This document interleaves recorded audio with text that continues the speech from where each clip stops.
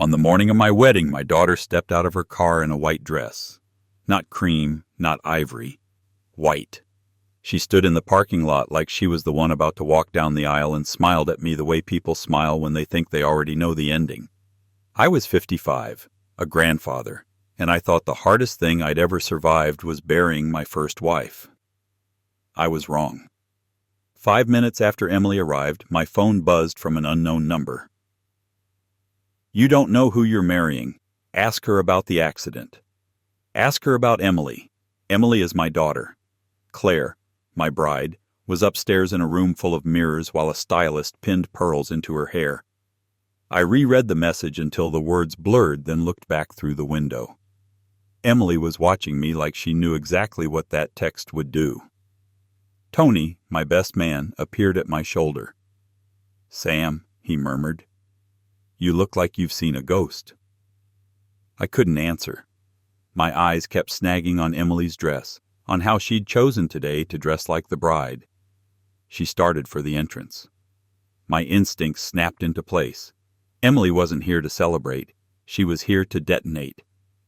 I moved toward the bridal suite, then stopped halfway up the stairs when Emily's voice echoed from the lobby, loud enough to turn heads. "I'm not letting him do this," she said. "Not with her." Another voice answered, male, unfamiliar, urgent. "Emily, not here." There was a man with her. A witness. This wasn't a tantrum. It was a plan. And whatever the accident meant, my daughter had been building it long before today, long before I ever met Claire. I turned around and walked back down, forcing calm into my face. If Emily wanted a scene, I couldn't hand it to her. Not until I knew what I was dealing with, because in that moment, with guests arriving and music being tested and my bride upstairs smiling into a mirror, I understood with brutal clarity. Emily wasn't trying to ruin my wedding. She was trying to destroy my life. And she already knew Claire. I just didn't know how. Not yet. But I was about to. It started months earlier, the night I realized I was in love, and the first time my daughter's smile turned sharp. 3 months after my wife died, I stopped drinking coffee. Without her in the kitchen, humming while she stirred too much cream into her mug, every habit felt like a knife. I tried to be useful instead. Emily had 2 kids, Mason and Lila, and they kept me breathing on the days I didn't want to. Emily knew that. She knew where I was soft. At 55, I wasn't supposed to be starting over. I had a stable pension from a city job, a routine that kept the nights from swallowing me, and a quiet life. Then Tony dragged me to a children's hospital fundraiser.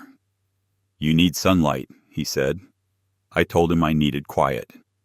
He ignored me, the way real friends do. That's where I met Claire. She wasn't on a stage or hunting attention.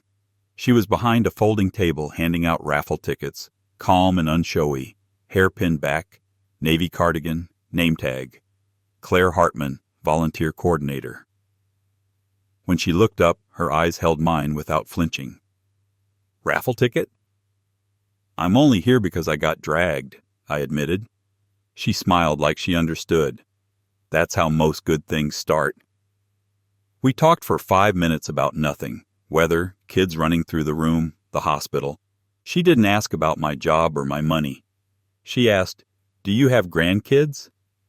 "Yes," I said. 2. Her smile softened.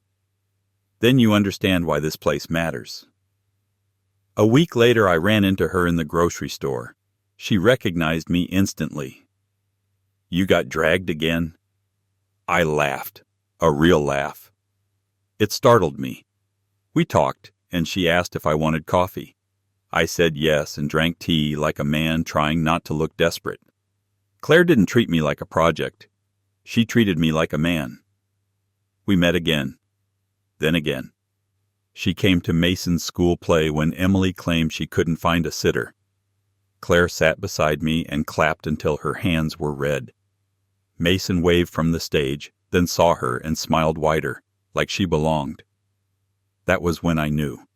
Not because she laughed at my jokes, or because she listened when I spoke about my late wife, because my grandson accepted her without hesitation. I didn't tell Emily right away. I told myself I was protecting Claire from my daughter's sharp edges. But the truth was uglier. I was afraid. Emily's grief had turned into control. She demanded my time, my money, my attention, as if love came with invoices. If I didn't answer fast enough, she'd text again. If I couldn't babysit, she'd say, "The kids miss you." Sometimes, when she thought I wasn't watching, she looked at my house like she was measuring it. One evening, Claire stood in my kitchen while I fought a jar lid and said softly, "Sam, are you hiding me?" I froze. "No," I lied. She didn't argue. She just watched me and said, "I understand fear, but I won't live inside it."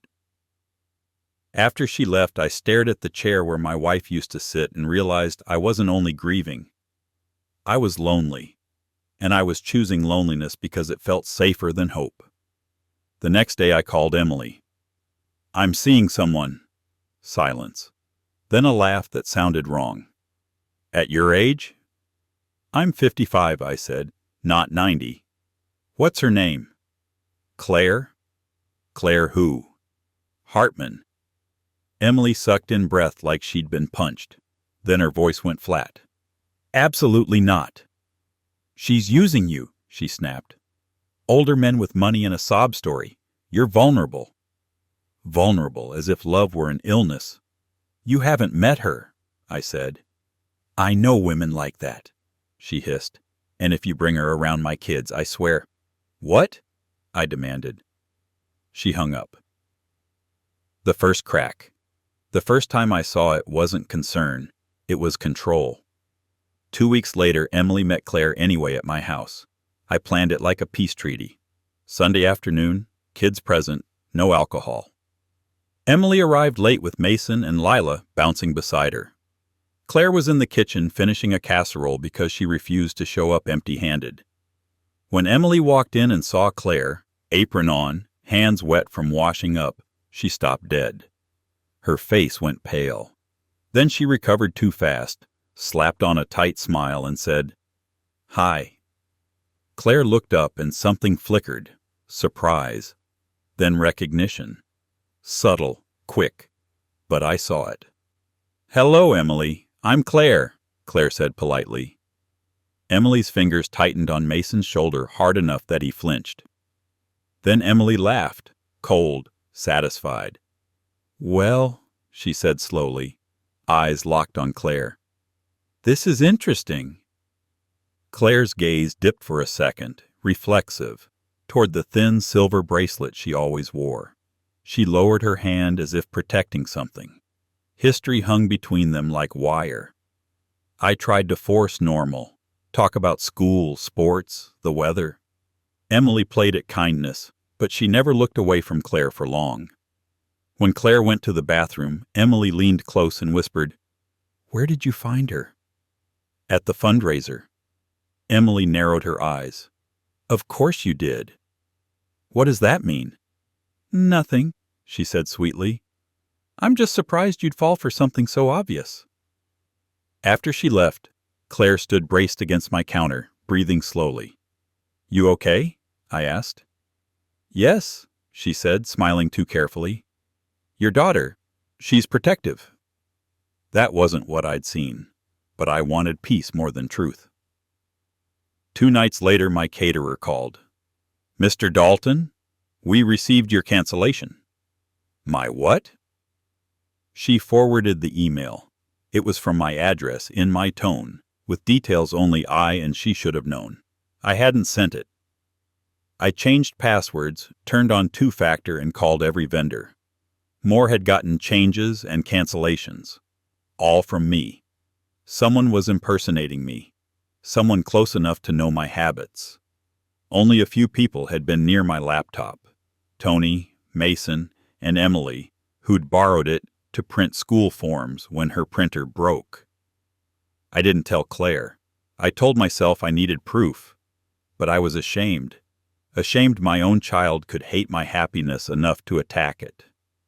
So I started watching. Emily's visits grew strange. She'd show up unannounced with the kids, then disappear into my office to take a call. One afternoon I heard her whispering, "I need it before Saturday. Yes, I'm sure. He can't marry her. Not after what she did." Past tense. History. Then, "You remember her, right? From before. You said you'd help me if she ever showed up again." Before. She knew Claire before I did. That night I called Tony and told him everything. He went quiet, then said, "Sam, I know a guy. Retired law enforcement. Private investigator. He owes me." 2 days later I sat in a diner booth across from Ray Mercer, a late 60s man with calm eyes and a voice that didn't waste words. When I finished, he asked, "Do you want to confirm your daughter's sabotage, or do you want to know why she's doing it?" "Both." "Then we watch who she talks to, follow the money, see what she's afraid of." "And Claire?" I asked. "Does your bride have secrets?" I thought of that flicker in Claire's eyes. "Yes." "Then we watch both," Ray said, quietly. The next week felt like a rope tightening. Vendors called with more strange requests I hadn't made. A new ceremony order. A seating chart that made no sense. A special video Emily insisted be played before the vows. Ray's updates were blunt. Emily met a man twice, a contractor from an event production company. Emily withdrew large amounts of cash. Emily visited a storage unit. Then Ray sent a photo of Emily parked outside an office building. A sign on the door read, "Turner and Associates, Family Law." My daughter had hired a lawyer. That night I sat across from Claire among fabric swatches and wedding boxes and said, "Claire, do you know my daughter from before?" The room went still. "Yes," Claire said. "How?" "She was younger, college. I worked in student services, counseling." "What happened?" Claire swallowed. "Emily did something that hurt someone.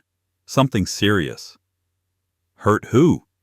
She hesitated and fear opened in my chest. "Claire," I said, "I need the truth." She took a slow breath. "When Emily was 20, there was a hit and run. A girl was walking home. She got struck. The driver didn't stop." My blood went cold. "I was the counselor assigned to support the victim," Claire said. "The victim survived. Barely. Her injuries changed her life." "What does that have to do with Emily?" Claire's eyes held mine. "Emily was there. Not as a witness." "No," I whispered. "There was evidence," Claire said. "Not enough for charges then, but enough for consequences." "And you?" I demanded, voice tight. "Why didn't you tell me you knew her?" "Because I didn't know at first," Claire said, tears gathering. "I met you and liked you. I thought life was giving me something kind. Then I met Emily in your kitchen. I recognized her. She recognized me. I was afraid you'd think I was here for revenge." "Are you?" "No," she whispered. "I'm here because I fell in love with you." I paced, sick with it. Emily wasn't sabotaging because Claire was a gold digger. She was sabotaging because Claire was a threat, a reminder of a crime my daughter had buried. "I need details," I said. Claire nodded. "I'll tell you what I know. But Sam, there's more." "More than a hit and run?" Instead of answering, she unfastened the thin silver bracelet on her wrist and held it out. "It's not jewelry," she said. "It covers a scar." She turned her wrist. A pale line cut across skin, tucked under where the bracelet sat. "My injury," she said, "from that night." The room tilted. "You were the victim." Claire nodded once. "I didn't know you were Emily's father until I met her in your kitchen, but she knew me the second she saw my face." I fought for air. "Why didn't she say anything?" "Because people like Emily don't confess," Claire said softly. "They destroy what can expose them." A sound came out of me. Grief, not anger. A part of me died, the part that still believed Emily's worst sins were selfishness and attitude. Then Claire said, She's been talking to a man named Derek Turner. Ray's photo flashed in my mind. Turner and Associates. Derek was involved back then, Claire said. He helped Emily's family avoid consequences. Family? I echoed. Her mother and I were married then. Claire's look was pure sorrow. Emily didn't do it alone, she said. And she didn't keep it hidden alone. I walked outside into the cold and stared at my quiet street until my breathing steadied. Then I called Ray. She knew her, I said. Before. Claire knew Emily before I met her. Ray paused. That changes motive. It makes it worse. Then we accelerate, he said. Let your daughter think her plan is working, and set a trap big enough she can't wriggle out. I didn't want to humiliate my daughter. Ray's voice stayed blunt. You don't get to choose that anymore. She's chosen. Ray installed discrete cameras in my home office and near the entry. My property, my decision. He placed a recorder where Emily always left her phone and purse when she visited. 2 nights before the wedding, the cameras caught it. Emily slipped into my office while I was in the garage. She opened my laptop, plugged in a flash drive, copied files, deleted messages from my sent folder. Then she opened my safe drawer. She knew the code because I'd once trusted her, and removed an envelope, photographed the contents, and put everything back with practiced care. When Ray showed me, my hands shook. What was in the envelope? I asked. My life insurance policy, Ray said, and copies of your house deed. It didn't look like fear. It looked like rehearsal. The next morning, Ray followed her to the storage unit. From a legal distance, he photographed her pulling out a large monitor, sound equipment, and a box labeled Wedding Video. She loaded it into her car. In the passenger seat sat the man from the lobby. Ray zoomed in and sent me his name. Caleb Foster. Event production contractor. Then a line that iced my blood. Caleb Foster, listed as witness in civil claim 12 years ago, campus hit-and-run case. Claim settled out of court. The accident wasn't rumor. It had a file, and my daughter was bringing it to my wedding like a bomb. That afternoon I drove to Emily's house unannounced. She opened the door, surprised, then quickly pleased. Dad, you're early. I walked in without waiting. Her home was staged motherhood. Kids' drawings on the fridge, ribbons on a shelf, family photos meant to look wholesome. A performance. I turned to her. Who is Caleb Foster? Her smile froze. Then she laughed. Who? The man you've been meeting. The one you brought to the venue. Her eyes narrowed. Are you stalking me? I'm your father, I said. And you're sabotaging my wedding. Her sweetness dropped. You don't know who she is. I know you knew her before I did. Silence. Then her lips curled. So she told you. She told me enough. Emily stepped closer, eyes bright. She's here to ruin me, she said, and you're handing her the knife. This is you keeping a secret by destroying my life. Emily laughed, ugly. You always thought your love could fix things. Your love didn't fix Mom's illness. It didn't fix our finances. It didn't fix the mess I got into in college. What mess? I demanded. Don't. No, I said. Say it. Her breathing quickened. Panic, brief, then control slid back into place. You want truth? She whispered. Fine. Yes, I knew her. Claire Hartman. I knew her before you ever saw her. My stomach twisted. She was the girl, Emily said. The girl I hit. I couldn't breathe. She lived, Emily said. And she made sure I suffered. Counseling offices, meetings, threats, like I was a monster. You left her on the road, I whispered. It was an accident, she snapped. You didn't stop. Her eyes flicked away. I was scared. Something tore inside me. Your mother, I choked. Did she know? Emily lifted her chin. Yes, Mom handled it. Mom found the lawyer. Mom made it go away. My late wife's face flashed through my mind, her smile, her kiss on my cheek, the woman I'd mourned. And behind it, a different truth. She'd helped bury our daughter, leaving a woman bleeding on the pavement. Emily watched me like I was an experiment. Mom did what she had to do to protect us, she said. Now I'm doing what I have to do to protect me. By humiliating me? By stopping you, she said, gesturing. She wants revenge. She wants to reveal what I did with your name attached, with your grandkids watching.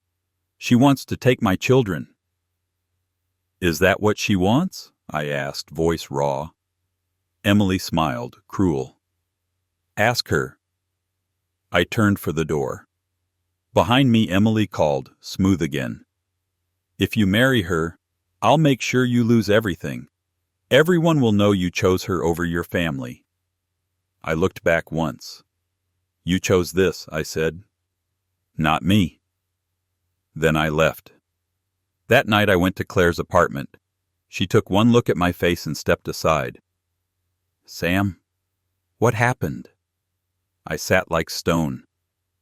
I confronted her. Claire went pale. She admitted it, I said. She admitted she hit you, and she admitted my late wife covered it up. Claire's hand flew to her mouth. I looked up. Did you come into my life planning to expose her?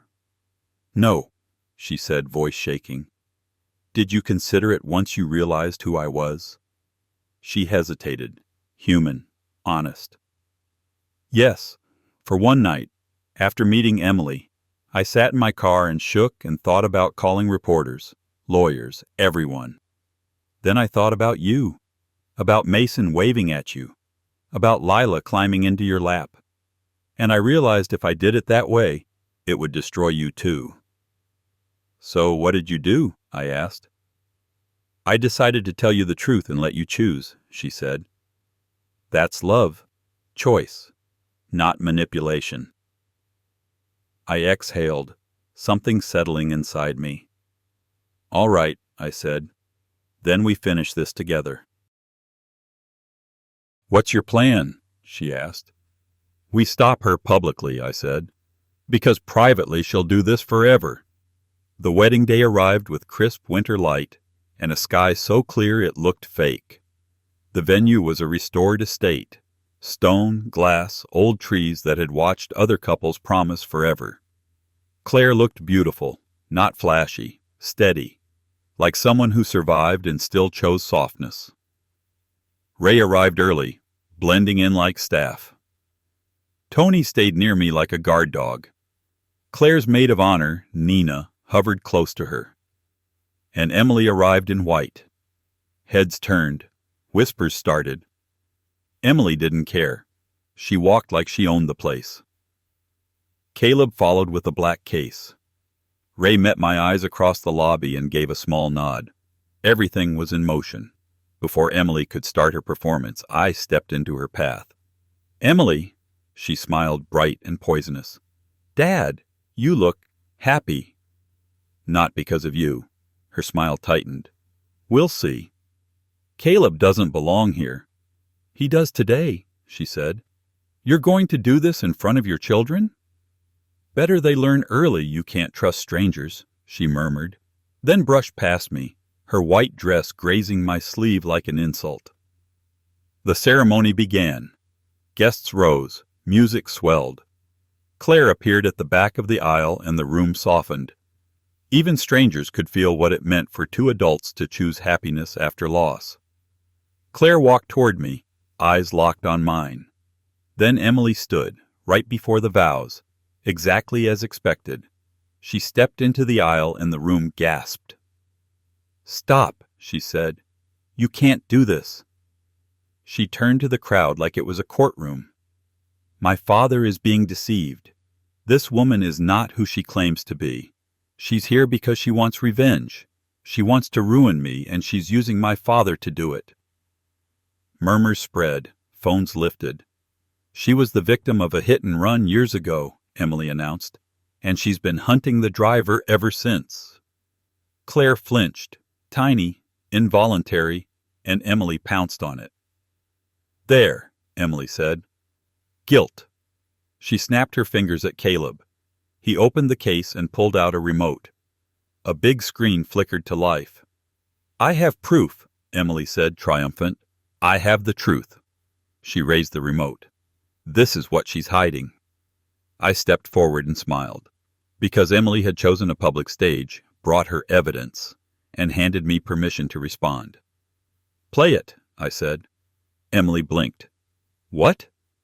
"Play it," I repeated. "Show everyone." Her smile returned. "Gladly." She pressed the button. The video began. Not of the accident. Of Emily, inside my office, plugging in a flash drive, copying files, photographing my insurance policy. Her face calm in the glow of my desk lamp. Confusion rippled through the room. Emily's mouth fell open. She hit the remote again, frantic. Another clip. Emily deleting emails, forging cancellations. Another. Emily at the storage unit with Caleb, loading the monitor, laughing. Then audio from my house.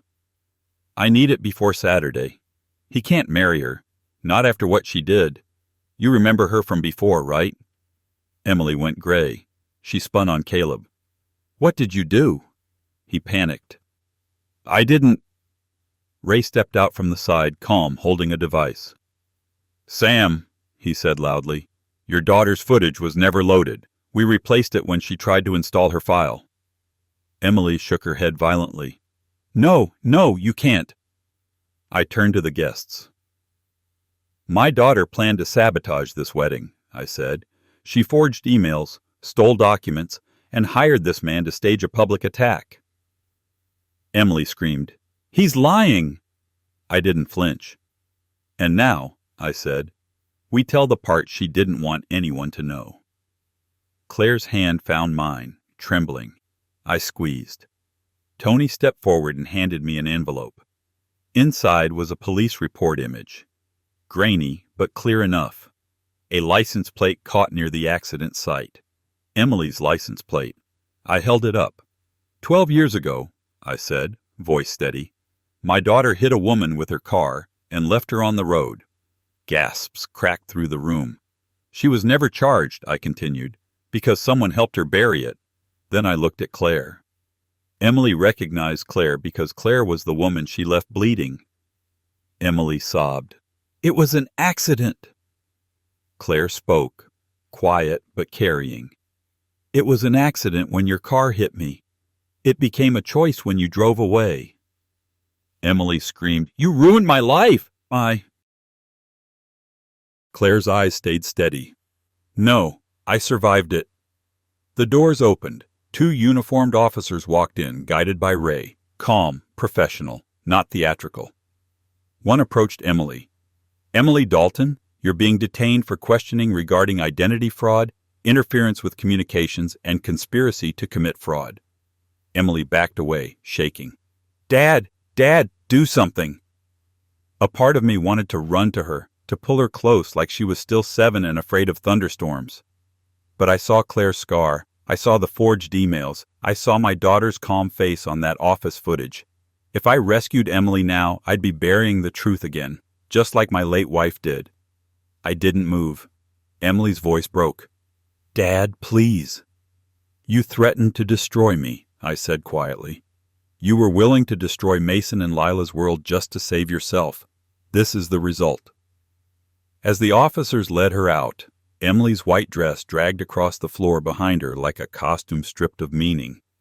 Mason started to cry in the front row. I stepped forward, not toward Emily, but toward my grandson. I knelt, pulled him into my arms, and whispered, "It's okay. Grandpa's here." The guests sat frozen, watching a wedding turn into consequence. Claire stood beside me shaking, tears on her cheeks, but her hand still in mine. I faced the officiant, who looked ready to faint. "Let's finish," I said. "We said vows I'd rewritten the night before because I knew Emily would try to poison them. I didn't promise perfection. I promised truth. I promised choice. I promised that no one, not fear, not guilt, not the past, would steal the future we were building.